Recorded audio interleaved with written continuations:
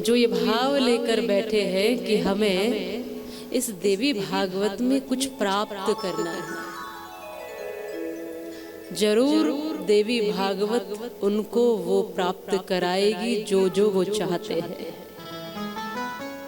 जो भी इच्छाएं, जो भी मनोकामनाएं, जो भी भावनाएं अगर लेकर बैठे हो, वो भगवती अवश्य ही पूर्ण करने वाली है। ऐसा दृढ़ विश्वास लेकर के कथा में बैठेंगे,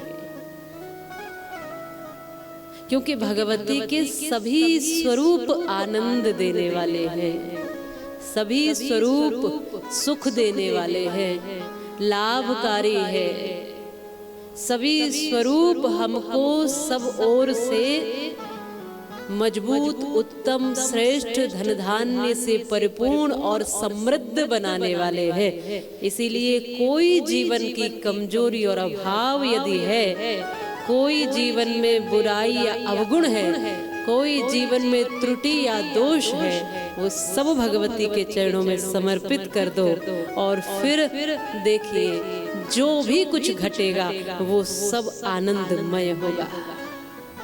जो कुछ भी होगा फिर वो सब प्रेममय, आनंदमय होगा। क्योंकि जो माँ भगवती के स्वरूप है और जो माँ भगवती ने बनाया है वो सब सुंदर ही बनाया है। इसलिए दोष बाहर कहीं नहीं है, दोष यही भीतर बैठे हैं। बाहर दोष नहीं है। इसलिए मत कहना कि बाहर तो बहुत बुराइयां है, मत कहना कि बाहर बड़ी उलझन है, ये मत कहना कि बाहर तो लोग ठीक नहीं है। भीतर अपने आप को टटोलना। मैंने लिखा था कि जब बुराई आपको दूसरों में दिखने लगे तो फिर आपको अपने भीतर झांकने की आवश्यकता है, क्योंकि बुराई बाहर नहीं आपके भीतर आने लगी है। ये दोष भीतर आते हैं तब हमें बाहर कुछ बुरा दिखता है, और जब भीतर कुछ अच्छा घटता है तब बाहर भी सब देवमय, आनंदमय, प्रेममय, भगवत सत्ता में दिखता है। फिर कह पाते हो सिया राममय सब जग जाने, करहु प्रणाम जोर जुग पाने। दोष यहाँ देखने में है, दृष्टि में है, इसलिए बुरा देखते। नहीं तो संतों ने कहा बुरा जो देखन में चला, बुरा न मिलिया कोई, जो मन खोजा आपना, मुझसे बुरा न कोई। जो मन खोजा, जो बुरा देखने जाओगे दिखेगा ही नहीं यदि भीतर बुरा नहीं बैठा है तो, और अच्छा खोजने जाओगे तो अच्छा दिखेगा ही नहीं यदि भीतर अच्छा नहीं बैठा है तो। आपकी दुनिया आपके भीतर से शुरू होती है। बाहर की दुनिया क्या है ये इस बात पर निर्भर करता है कि आपके भीतर की दुनिया कैसी बसा ली है आपने। एक मित्र के यहाँ गया तो उसने चाय स्वागत सम्मान में मंगा दी। इसने चाय उठाई पीने के लिए तो उठा के देखकर फेंक दी, कहा कि इसमें मक्खी गिरी है। मित्र ने कहा दूसरी चाय मंगा देता हूँ। दूसरी चाय मंगाई, इसने देखा इसमें भी मक्खी है, वो भी फेंक दी। फिर मित्र ने कहा भैया नाराज मत होना, तीसरी चाय मंगा देता हूँ। तीसरी बार चाय मंगाई, और जब तीसरी बार चाय मंगाई इसने देखा मक्खी इसमें भी है और इसको उठाकर फेंकने लगा, तो मित्र ने हाथ पकड़ लिया कि मैं भी तो देखूं बार बार तुम्हारी चाय में मक्खी कैसे गिरती है। तब जब उसने ध्यान से देखा तो मक्खी चाय में नहीं थी, मक्खी इसके चश्मे पे लगी थी।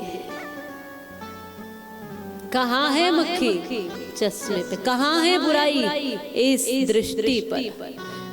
जहाँ ये जो देखने की दृष्टि यदि आपकी सुंदर हो गई ना, और अच्छी हो गई, और मधुर हो गई, और मीठी हो गई, और प्रेममय हो गई, तो खोज खोज के परेशान हो जाओगे, आपको बाहर कोई बुरा दिखाई नहीं देगा।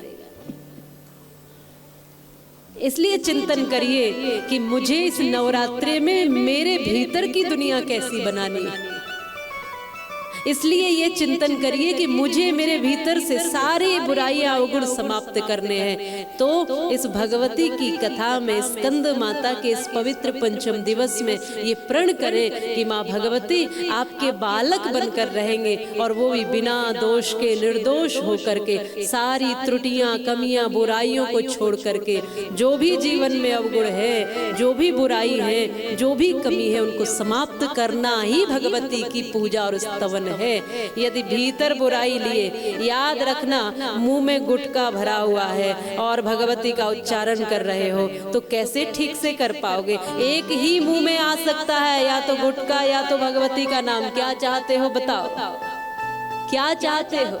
नाम लेना है तो जो पहले भरा है वो निकालना पड़ेगा ना। इसलिए जो पहले भगवती को स्थापित करना चाहते हो, तो जो भरा हुआ है वो बाहर निकाल दो। जो भी कूड़ा कचरा, जो कुछ भी बुरा है, जो हितकर नहीं, जो अहितकर है, और फिर उस दृष्टि से जब दुनिया को देखोगे ना, तो दुनिया में कहीं आपको कुछ बुरा नहीं दिखेगा। सबसे कुछ न कुछ सीख लोगे। हर रोज मैं आज सीखती हूँ, और तब तक भगवती से प्रार्थना करती हूँ, जब तक मेरी अंतिम श्वास चले तब तक मैं बस सीखती रहूँ, सीखती रहूँ। सारी प्रकृति सिखा रही है। आपको पता है, फूल खिलना सिखा रहे, चिड़िया चहकना सिखा रही है, मोर नाचना सिखा रहे हैं, कोयल गाना सिखा रही है, भंवरा गुनगुनाना सिखा रहे हैं। क्या कुछ ये नदियाँ निरंतर चलते रहना सिखा रही हैं, पहाड़ ऊंचा होना सिखा रहे हैं, सागर गहरा होना सिखा रहे हैं, धरती क्षमा और दया का भाव दे रही है। आप इस सृष्टि में एक बार देखो तो सही, कोई न कोई आपको कहीं न कहीं से कुछ न कुछ सीख मिल ही जाएगी। मैं तो जब दर्शन करती हूँ ना माँ प्रकृति का, तो भगवती उसमें दिखाई देती है।